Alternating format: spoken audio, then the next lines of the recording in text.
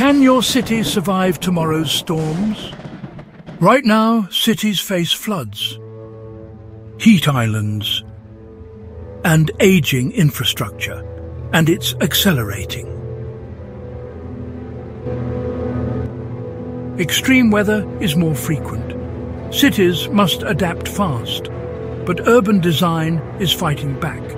Green roofs, permeable streets soak up floodwater.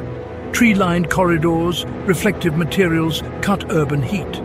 Smart zoning, adaptive planning protect neighborhoods before disaster hits.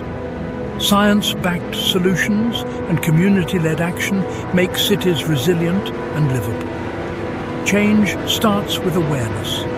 Learn, share, and be part of the sustainable future. Ready to help build cities that survive tomorrow?